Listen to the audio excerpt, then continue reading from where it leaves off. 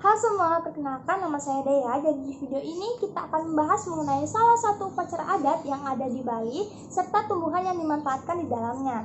Dan salah satu upacara adat yang kita bahas ini adalah mengenai upacara memandikan jenazah yang merupakan bagian dari upacara ngaben. Nah, jadi upacara memandikan jenazah di sini yang akan dibahas adalah yang dilakukan di Desa Beng Gianyar, Bali. Nah, jadi kita akan bahas mengenai makna simbolis serta penjelasan ilmiahnya. Apakah memang benar tumbuhan tersebut hanya memiliki makna simbolis atau justru ada penjelasan ilmiahnya juga? Nah, untuk mengetahui hal tersebut, simak terus yuk videonya sampai selesai. Upacara memandikan jenazah di Desa Beng Gianyar, Bali mengikuti sebagaimana yang tercantum dalam Sawa Berteke tahun 1998, di mana terdiri dari 2 tahap, yaitu tahap pertama beberapa saat setelah meninggal dilakukan di Balai Dangin, kemudian tahap kedua dilakukan ketika akan melakukan upacara ngaben. Nah, adapun secara garis besar, menurut Ayu pada tahun 2018, proses memandikan jenazah itu diawali dengan membersihkan jenazah dengan sabun. Jenazah diletakkan di atas pepage yang terbuat dari bambu, kemudian beralaskan daun pisang. Kemudian jenazah dikramasi juga, lalu giginya dibersihkan dengan siksik, disiram dengan air yang harum yaitu air kumkuman, kemudian dipasangkan eteh-eteh, wewangian, kukunya dibersihkan, ibu jari kaki dan tangan diikat dengan benang, badannya diberi lulur atau dalam istilah Bali disebut dengan blonyo. Nah, adapun tumbuhan yang dimanfaatkan dalam proses memandikan jenazah itu terbagi menjadi 2, yaitu tumbuhan eteh-eteh dan tumbuhan saat memandikan. Tumbuhan eteh-eteh di sini dimaksudkan adalah tumbuhan untuk menghias jenazah setelah mandi dengan menggunakan tumbuhan yang memiliki makna tertentu. Nah, upacara memandikan jenazah ketika sebelum melakukan upacara ngaben itu dimulai dari kepala dengan dibersihkan atau dikramasi dengan air lumatan daun kembang sepatu dan kemudian disisir dengan sisir petat. Nah, secara ritual ini memiliki makna bahwa nanti ketika bereinkarnasi itu memiliki rambut yang lebat, subur dan juga mengkilat. Nah, sedangkan jika dikaji secara ilmiah, kembang sepatu memang mengandung flavonoid, saponin, dan juga polifenol yang berperan dalam menjaga kesehatan rambut. Nah, kemudian saponin yang terkandung juga mampu menghasilkan busa yang berpotensi untuk membersihkan kotoran dari kulit kepala. Nah, kemudian jenazah dimandikan dengan air bersih baru dengan air wangi.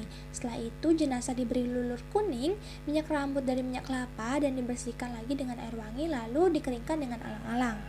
Nah, kemudian diberikan eteh-eteh.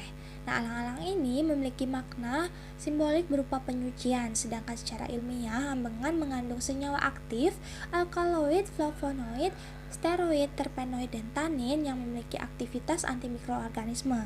Selain itu, kemungkinan alang-alang ini digunakan karena mudah ditemukan, tahan air karena lapisan kutikula berlilin, dan memiliki permukaan yang kasar. Nah, adapun penggunaan tumbuhan tersebut pada jenazah baik secara simbolis ataupun secara ilmiah bertujuan untuk mengharumkan jenazah, di mana minyak atsiri pada cendana, kunyit dan juga bunga-bungaan pada air kumkuman selain bersifat antibakteri juga bersifat aromatik. Kemudian asam lemak dan monogliserida pada minyak kelapa itu juga bersifat antibakteri. Kemudian pada tahap pemberian eteh-eteh itu pada bagian telinga diberikan penutup berupa daun delem atau daun nilam. Nah, jadi secara ritual itu dilakukan dengan harapan apabila lahir kembali agar memiliki daun telinga sempurna dengan pendengaran yang tajam. Nah, kemudian secara ilmiah itu daun nilam memiliki minyak atsiri yang komponen utamanya adalah pacoli alkohol atau disingkat dengan PA. Nah, kegunaan dari pacoli alkohol ini untuk mengikat wewangian yang sudah diberikan tadi. Nah, kemudian di bagian ulu hati di atasnya itu ditaruh boreh anget sebagai lambang supaya semua bau busuk menjadi hilang. Nah, kemudian ditinjau dari segi ilmiah, rempah-rempah tersebut memang mengandung minyak atsiri dan juga kandungan aktif lainnya yang memiliki aktivitas antibakteri serta efek aromatik sehingga bau pada jenazah dapat diatasi. Nah, pada alat kelamin jenazah itu juga diberikan ete-ete berupa angka prana. Jika pada laki-laki itu ditutup dengan daun terong hijau atau terong bola, dan kemudian pada wanita itu ditutup dengan daun teratai. Nah, jika ditinjau dari secara ritualnya, itu dilakukan dengan harapan apabila terlahir kembali, nafsu seksual dapat diredam dan dikendalikan. Nah, kemudian diharapkan juga dapat menurunkan anak yang suputra atau anak yang baik. Nah, kemudian jika ditinjau dari segi ilmiahnya, itu daun terong dan daun teratai memiliki aktivitas antibakteri terhadap bakteri Staphylococcus aureus, di mana bakteri ini sering dijumpai pada alat kelamin. Nah, kemudian di bagian alis juga diberikan ete-ete berupa daun intaran dengan harapan ketika terlahir kembali alisnya itu memiliki bentuk yang bagus seperti bentuk daun intaran. Nah, kemudian daun intaran ini juga memiliki makna simbol sebagai kekuatan karismatik ke Sang Hyang Ardhacandra agar diberi alis yang indah. Nah, kemudian pada bagian mata, kiri dan kanan dipasang bunga telang dengan harapan kemudian hari ketika terlahir kembali, itu matanya menarik dan tajam seperti mata Sri Krishna. Nah, kemudian pada bagian lubang hidung jenazah juga diberikan ete-ete berupa kuncup bunga melati yang dari segi ritual itu dilakukan dengan harapan apabila terlahir kembali memiliki bentuk hidung yang bagus seperti bentuk kuncup bunga melati. Nah, kemudian bunga melati juga memiliki makna kekuatan bayu atau nafas ke Sang Hyang Waruna. Nah, kemudian secara ilmiah itu memiliki fungsi agar mayat tidak berbau busuk karena adanya minyak atsiri dengan kandungan utama linalol, citronellol, dan dehydromethyl jasmonate. Nah, kemudian pada bagian mulut itu pada bagian gusi dipasang ete-ete berupa bunga rijasa dengan harapan ketika terlahir kembali memiliki warna gusi yang berwarna merah lembut seperti warna bunga rijasa.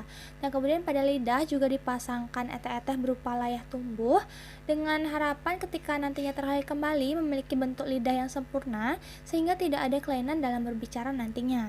Nah, kemudian pada bagian gigi taring juga dipasangkan bunga kelor dengan makna agar terlahir kembali nantinya itu sifat satripunya atau sifat buruknya itu dapat terkendali. Nah, setelah selesai dipasangkan ete-ete, selanjutnya jenazah dipasangkan pakaian selengkapnya seperti sembahyang, lalu keluarga melaksanakan sembahyang atau mendoakan dan mepegat atau pemutus. Kemudian terakhir, jenazah dibungkus atau dilelet dengan tikar dan tali kendit atau tali bambu. Nah, ini adalah tabel inventaris tumbuhan yang dimanfaatkan dalam upacara ini, dikutip dari Sutara pada tahun 2016. Di sana terdapat cendana, kenanga, dan jepun sebagai air harum, kemudian gandum kunyit sebagai lulur, kemudian cengkeh, jebu garum, dan mesui sebagai bahan anget-anget, kemudian tembakau, cempaka, kamboja, pandan, dan pinang dimanfaatkan sebagai idam atau siksik yang dimanfaatkan untuk membersihkan gigi jenazah. Selebihnya sudah kita bahas ya. Nah, sekian yang dapat saya sampaikan. Semoga informasi yang saya berikan dapat bermanfaat bagi kita semua ya. Sampai jumpa di lain kesempatan.